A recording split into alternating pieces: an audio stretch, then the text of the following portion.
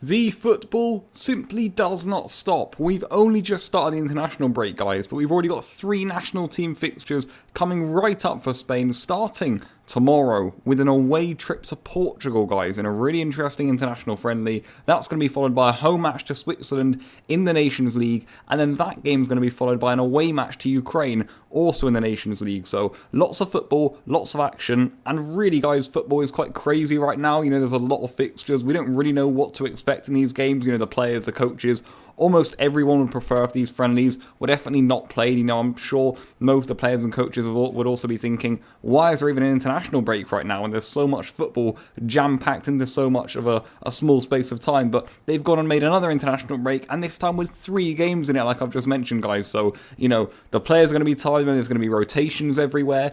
Some really interesting games also. We don't really know what to expect. Are the players going to be giving it their all? You know, are there going to be people fighting for places perhaps? There's lots going on, but right now I think the focus for the nations competing in tournaments is really the Nations League. These friendlies actually don't carry that much importance right now because after this, you know, Portugal have got a game against France, and they've also got a game against Sweden. We've got games against Switzerland and Ukraine that we really, really want to win if we want to be top in our Nations League group and being in those finals come March. So right now, for nations, the importance is on that Nations League. But we have this friendly here. We are going to be here. It's still a game that needs to be played. And it's a really interesting meeting with quite a lot to be spoken about for both sides. So we could maybe see some heavily rotated teams. It should be an interesting game. So let's get started.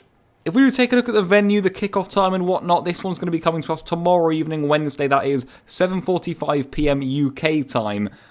So over in Lisbon, it should actually be the same. For the Spanish viewers, that's going to be 8:45. And it's actually at the Estadio José Alvalade in Lisbon. So that's actually the same stadium that they played a lot of the Champions League matches games in after lockdown. So that's a stadium that I'm sure a lot of you guys football fans will be familiar with, and that's the fixture that's going to be coming up tomorrow at that same stadium, and it should be a really interesting one. Because let's start with the home team, Portugal, guys, and like us, you know, they probably don't really want this fixture to be played, and I'm not really sure many people do, other than us fans, perhaps. Portugal, once more, are looking quite strong right now. They'll be going into the Euros next summer thinking, yeah, we can definitely give this a good shot. They've got a good setup in the national team right now, and they have actually been on good form. But this break, guys, like I mentioned in the little preview to the video, they actually face Spain now, of course, then they face France, and then they face Sweden, guys. So it's going to test them. It really is. Their squad is going to be tested to the limit here. And meaning like us, guys, they probably have to rotate in this game. I see both sides and both managers coming to this one and probably thinking, let's mix up the team here. Let's get people, well, some players in the team that haven't really usually played for our nation before. Let's mix up so we have our full 11s ready for these tough Nations League fixtures. And we could really see tomorrow Portugal's second team versus Spain's second team eventually. And honestly, that's, I suppose, what the authorities have asked for by putting these fixtures together like this. But it's also important to note that Portugal, similarly to us, they have a deep and talented squad. So even the rotation, guys, there's going to be a strong side out there tomorrow night from both teams, I believe. And of course, you know, the players, well, they'll want to prove themselves. You know, some of them won't even be making their debuts. You're looking at Campaña rather. You're looking at Adama Traoré for Spain. You're looking at players like Roberto coming back into the side. Kepa wants to impress. On the Portuguese side, you know, players like Hotan, Felix are going to be there again. Podence is going to be making his debut, I believe. And then you've got players like Semedo, who's going to be fighting for a right-back spot with Cancelo. So at the end of the day, it's still fixtures. You know, it's not to say that this is going to be a walkover of a game or random game. The teams are still going to go out there to win the match, for goodness sake. So it could be an interesting game in that regard. It's important to know that this is an odd fixture. It really is. You know, there is quite little riding on it. Both teams are certainly focusing on the Nations League right now. And even then, they probably wouldn't want to focus on that right now. There's a lot of football, a lot of matches. The players are going to be tired, so we could see rotations. We could see quite an odd fixture tomorrow. But for Portugal, they look good right now. They've got a big test this international break. And let's move on to what we could actually see them line up like. Moving on to Portugal's lineup here, guys. Honestly, we have no idea what team we're going to see tomorrow night from both teams, to be honest. We really, really don't. I've put together a Spain team and the sort of thing I would go for, but I'll get onto that later. But the Portugal lineup, I do not know what he's going to go with, honestly. Fernando Santos, the manager, he could do anything here. Maybe he'll rotate, maybe he'll go strong. I've gone for a bit of a mixture of both. Anthony Lopez I've put in goal ahead of Patricio. I've gone for Semedo and Rui in the right back and left back areas just to rotate a little bit. So that means rest for Cancelo and Guerreiro. In centre back I've gone for Pepe next to Ruben Diaz. You never know, honestly, that could be the partnership. In midfield I've gone for Danilo Pereira, Moutinho and Bruno Fernandes. And then up front I've gone for Podence making his debut, João Felix and also Jota. So that means no Cristiano Ronaldo, guys. I don't think we're going to be seeing him tomorrow from the start at least. Maybe not even for the full fixture, but I've gone with that team for Portugal. Honestly, it's anyone's guess. You can't even get angry or say that's nonsense at anyone predicting a lineup here. Anything can happen. We just do not know. Is he going to go strong to get the players feeling back together, you know, getting in their rhythm? Is he going to rotate because they've got so many fixtures in a short space of time? I think the latter, guys. I think we are going to see some rotated lineups, but at the same time, I'm sure Santos will want to win this fixture. He'll probably make you maybe, you know, 6 changes from the normal lineup. Pretty 50-50, and we definitely could see something like that from Portugal.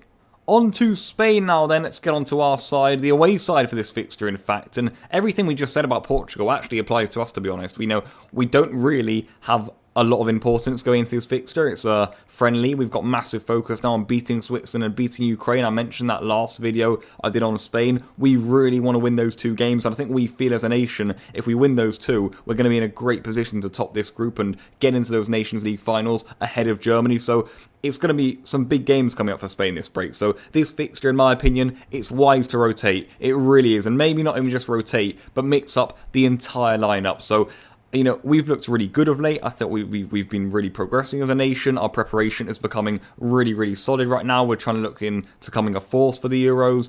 And hopefully against Portugal, we can go out there and make a good statement, of course. We could be rotating some of the team. We could be seeing a lot of new players coming into the side. But tomorrow, it's all about, I suppose, getting minutes under the belt for some players, getting some of those styles back into the game, some rhythm into the players. But again, you know, there's no real importance. The scoreline, it does not really matter. It's the games after this that I'm really, really worried about and focused on. Those 2, if we win them and if we lose 3-0 here against Portugal, I'll be over the moon. Let's put it that way.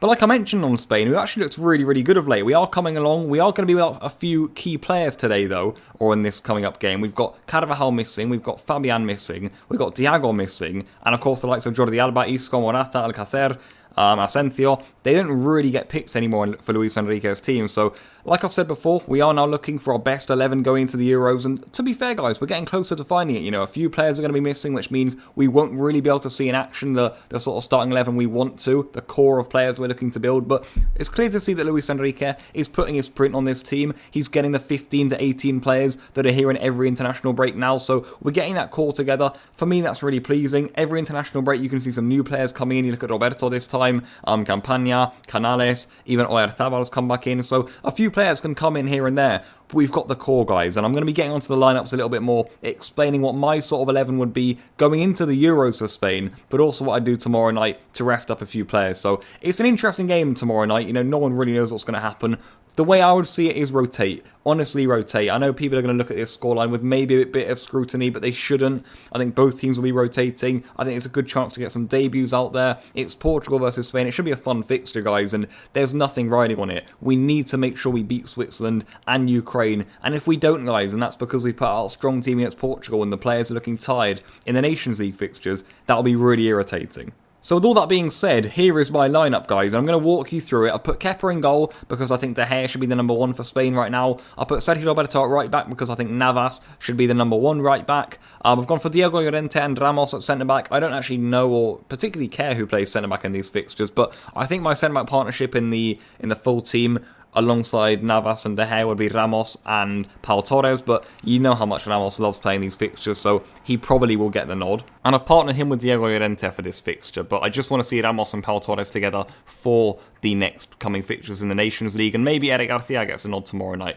We'll have to wait and see. At left back, I've gone for Gaia. Again, I'd play Reguilon in the first team. In midfield, I've gone for Rodri over Busquets because I'd play Busquets in the first team. I've gone for Campagna and Canales next to Rodri, so, you know, quite an inexperienced Spain midfield. Probably won't work so well, but Campagna definitely deserves a call-up. Canales has been on good form at the start of the season for Betis, and it does give us a chance to rest the likes of Ceballos, Merino, and Bussi, who I'd all start against Ukraine and Switzerland. And up front, I've gone for a really exciting front three. I think this can hurt Portugal. I've gone for Adama Traore, who's going to be getting his Spain debut tomorrow. I've gone for Oyarzábal, who's come back into the team and looks really good, the Real Sociedad captain. And Rodrigo Moreno, who's just got his first goal for Leeds United, so he's going to be coming back into the lineup. I put this front three out because against Ukraine and against Switzerland, I'd be playing Ansu Fati.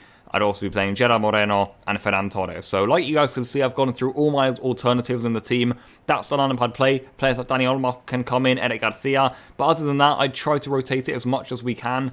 Basically, I'd say to Luis Enrique, give some rest to the players who are going to be playing in the Nations League, because that can actually help carry us over the line in that tournament. And really, this friendly, yes, we want to win it for sure. I'm going to go out there looking for the win tomorrow, but it's all about making sure we're ready for the Nations League. So with all that being said, and what is quite an odd international fixture here, guys, Portugal versus Spain, usually such a big fixture, but it's got a really weird feel about it right now. No one really knows why it's being played. It's in odd circumstances. We're missing a few key players. So are Portugal. They're probably going to rotate. We're probably going to rotate. I'm going to go for Portugal 1, Spain 1 as my prediction. I'm going for a draw. I think a draw would probably be fair tomorrow night. We've got to wait and see how the game goes. Maybe some team comes out with way more initiative than the other. But for Spain, I'm not really sure what I'm looking for tomorrow. There could be a few players who I definitely wouldn't want anywhere near the Euros team. And I look through the lineup I've put out, and a lot of them I wouldn't be starting at the Euros. Probably 8 or 9 of them, in fact. So that tells you all about what we could be seeing tomorrow night. I'm definitely, like I've said, of the players I've named just earlier, I want to see those players in the Ukraine and Switzerland fixtures. So for tomorrow, it's all about rotating, really, for me, and just almost getting this fixture out of the way. But we'll be behind the team, hoping they can get a win. I'm going to try and get the match review out very early, guys, so after the game tomorrow night, so you don't have to wait 24 hours or so for the review to come out. So I'll try and get that out as soon as I can after the game tomorrow, which hopefully is a good game for you neutrals or you Spain and Portugal fans watching. So I'll see you guys then. Enjoy yourselves, enjoy the game. Let me know what you think about it in the comments down below, and I'll see you guys very, very soon. Goodbye.